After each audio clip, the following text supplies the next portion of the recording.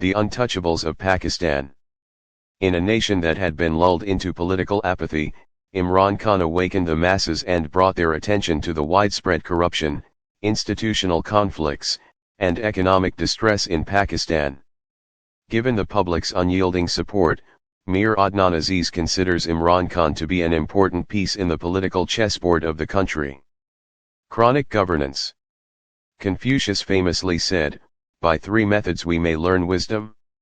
First, by reflection, which is noblest; second, by imitation, which is easiest; and third, by experience, which is the bitterest." History is the biggest source of wisdom where mistakes and their stark consequences lie bare. Tragically, we simply refuse even to learn from experience that surely has been and still remains the bitterest. Before invading Afghanistan, saner elements warned George Bush about Afghanistan being the graveyard of empires. True to his narcissist self, he retorted, "History is for losers," and invaded Afghanistan. It took millions of dead and maimed with trillions of dollars down the drain for the US to finally accept that history is not for losers but for winners that seek and accept the truth from it. Our decades-long abysmal and unaccountable governance has bequeathed on us an equally checkered institutional history. Both the military and equally autocratic civilian regimes have always harbored ambitions and actively worked towards having a servile judiciary and state organs.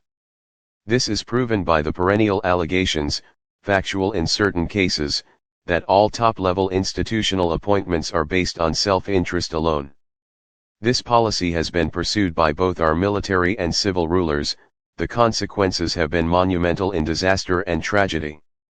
Even the most naive would have refused to take over the reins of government in the circumstances in which the coalition of otherwise disparate forces were thrust into the corridors of power again. PDM against Imran Khan. The subsequent actions of tailor-making NAB laws, doing away with EVMs, the overseas Pakistani vote, the stated intent of regulating the powers of the Supreme Court, and the political elimination of Imran Khan mirror the true intent of the Untouchables of Pakistan. Many believe that the appointment of a new COAS in November is the ever-fabled and sought-after jewel that this motley lot seeks to adorn in their self-anointed crown. History proves that the ruling coalition's constant emphasis on the integrity of a few honorable SC judges is in no way their newfound love for honesty and professionalism. It is only that they fallaciously believe that some justices are anti-Imran Khan. They also falsely believe that cases against Imran Khan shall be based on this malicious and ill-founded premise. In 1997, the military leadership ignored President Laghari's advice to provide security to Chief Justice Sajid Shah, who was hearing contempt and corruption cases against Nawaz Sharif. This was the carte blanche that reinforced the haughty mindset of this untouchable cabal. Pakistan and the people still bear the terrible consequences of the unchallenged and ignominious storming of the Supreme Court and the subsequent eviction of Sajid Shah as the Chief Justice of Pakistan. This unthinkable PMLN affront saw no justice as it continued its brand of politics with renewed impunity. Ironically, the Untouchables remain cocooned in a time warp. The people have proven that today is not the Pakistan of the 90s. Former U.S. Supreme Court Judge Sandra Day O'Connor was spot on in affirming that, statutes and constitutions do not protect judicial independence, people do. The ECP. Morality is undoubtedly a virtue. Selective morality and dubious means to mete it out are exactly the opposite. The ECP, mandated to keep an annual check and balance on party funding, remains mum about the means of funding all the ruling parties. It also remains a mute spectator as those embroiled in corruption and money laundering take over the highest offices of this land. It also goes comatose when convicts and absconders dictate governing policies to this lot. PTI remains the only party in Pakistan's history that has always declared that it is funded and has the proceeds audited by known accountancy firms. The paucity of anything against Imran Khan sees the collective might of PDM and their well-wishers clutching at conspiratorial straws. The Indian media is gleefully portraying the ECP decision and branding Imran Khan as the wolf of the murky dealings of the financial world.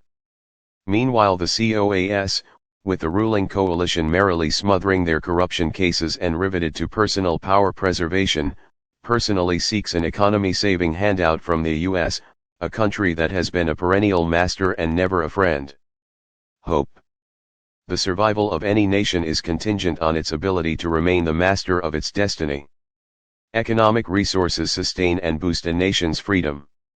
Its alarming depletion inevitably results in a failure to confront and overcome hostile external and internal forces. History proves that it is not hostile military might but destitution that has subdued many nations into fragmentation or servility. Ruling a nation requires honesty, wisdom, and prudence.